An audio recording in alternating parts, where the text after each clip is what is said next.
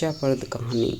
दोस्तों, सुकून एक ऐसी चीज़ है जो आप कहीं से खरीद नहीं सकते।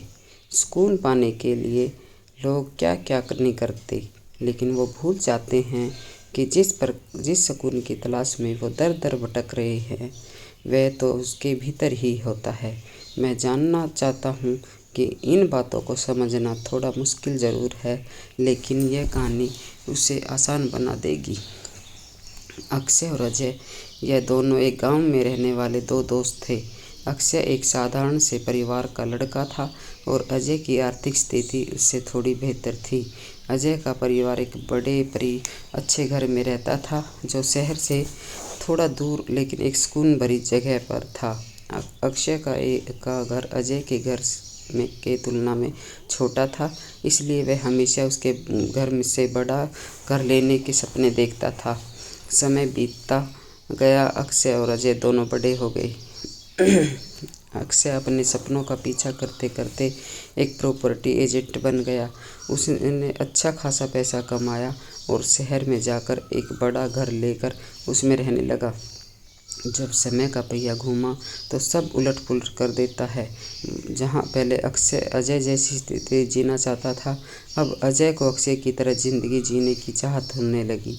अजय को लगने लगा कि अक्षय कितना लकी है, जो उसके उस गांव से दूर शहर में सारे ऐशो-आराम और सुकून की ज़िंदगी मिली है। ऐसे विचारों ने अब अजय की नींद उड़ा कर रख दी थी। अब उसे कुछ भी करके अक्षय की तरह शहर में जाकर बसना था। काफ़ी दिन परेशान रहने के बाद आखिर एक दिन अजय ने अपना मन बना ही लिया और उसने अपना गांव का घर बेचकर उससे जो पैसे मिले उनसे शहर में एक घर खरीदने का सोचा। क्योंकि अक्षय एक प्रॉपर्टी एजेंट था, तो अजय ने अक्षय को ही फ़ोन लगाकर कहा कि भाई, मेरा घर बेचना है, तो कोई अच्छा सा ग्राहक हो तो बताना। अचानक अजय का ऐसा फैसला सुन अक्षय को बड़ा आश्चर्य हुआ। अक्षय ने अजय से पूछा कि क्या हुआ, कोई परेशानी है? पैसे की कमी की वजह से तो तुम घर नहीं बेच रहे हो ना? अजय ने अक्षय से कुछ भी नहीं छुपाया और उसे सारी बात सच सच बता दी। अक्षय ने अजय को समझाने की काफ़ी कोशिश की। वो उसे कहता रहा कि शहर से अच्छा गांव ही होता है, लेकिन अजय है कि किसी भी बात को सुनने के लिए तैयार नहीं था। आखिरकार अक्षय ने अजय का घर बेचने के लिए हामी भर दी। अजय ने सोचा, जब तक घर बिक कर मेरे पास पैसे आते हैं, तब तक शहर में रह रहे अपने रिश्तेदारों के पास जाकर वहाँ के लोगों में घुल मिल जाता हूँ, तो आगे का जीवन थोड़ा आसान हो जाएगा। अजय अपने शहरी रिश्तेदारों के यहाँ रहने चला गया। उनके साथ रहने पर अजय ने महसूस किया कि शहर की भागदौड़, पोल्यूशन और शोर में वह उस सुकून को कभी नहीं हासिल कर सकता जिसके लिए वह गांव छोड़कर जाने वाला है। लेकिन फिर भी गांव छोड़ने का मन बना चुका अजय ने एक तीसरा रास्ता निकाला। उसने सोचा, वह ना ही शहर ना ही गांव में, बल्कि शहर से कुछ किलोमीटर दूर किसी घर में रहेगा और वहीं पर सुकून की ज़िंदगी बिताएगा।